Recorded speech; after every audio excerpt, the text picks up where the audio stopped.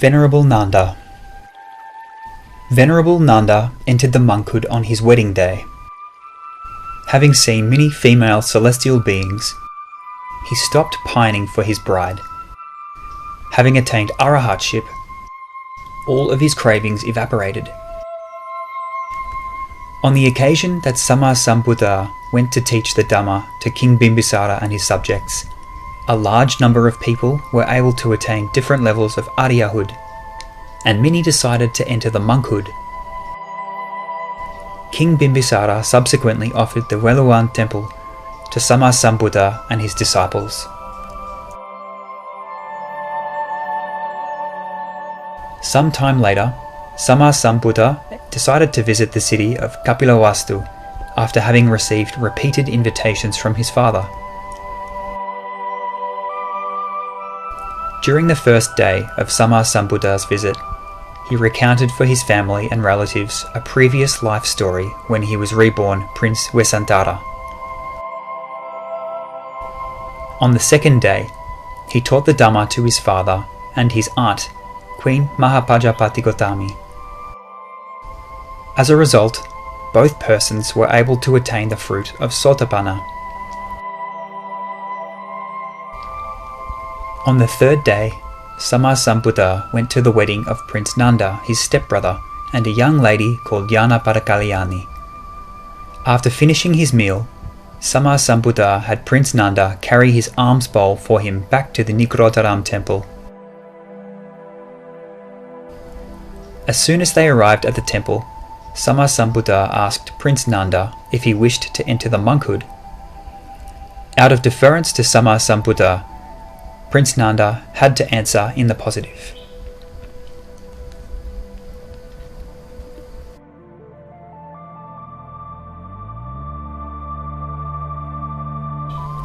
Later, Venerable Nanda followed Sammasambuddha to the Jettawan temple. Ever since he entered the monkhood, not a day went by where he did not think of his bride. One day, he told a fellow monk that he had decided to leave the monkhood.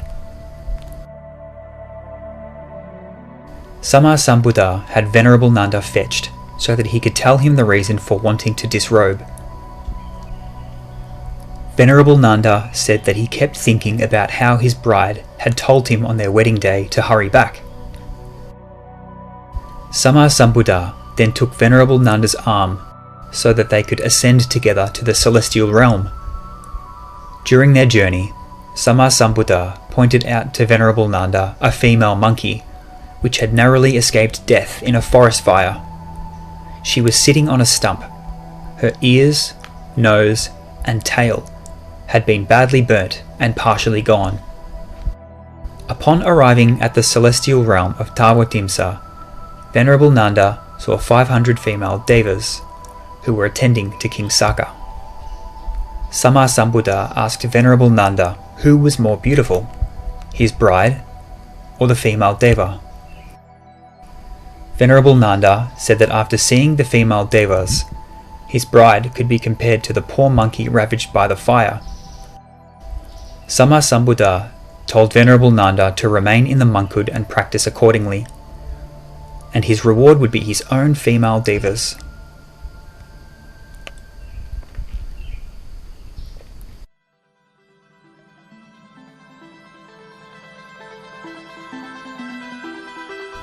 Back at the Jettawan temple, Venerable Nanda's fellow monks kept pestering him about how he was remaining in the monkhood for the sake of gaining his own female devas one day.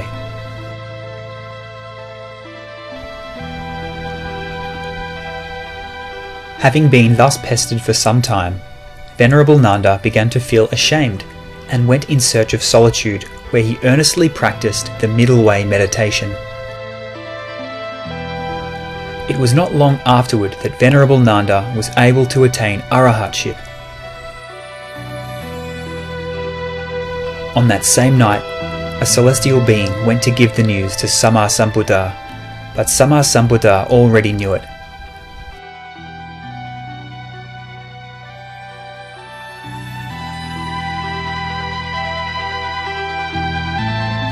In the following morning, Venerable Nanda went to see Sammasambuddha in order to cancel their agreement. Sammasambuddha told him how the agreement had automatically been cancelled the moment he attained Arahatship.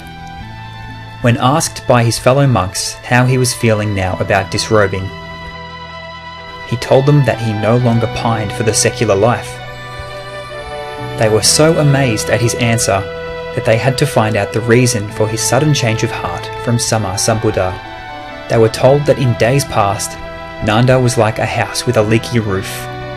But having seen the female devas, and having endeavoured to fulfill the ultimate goal of his monkhood, his work was now done.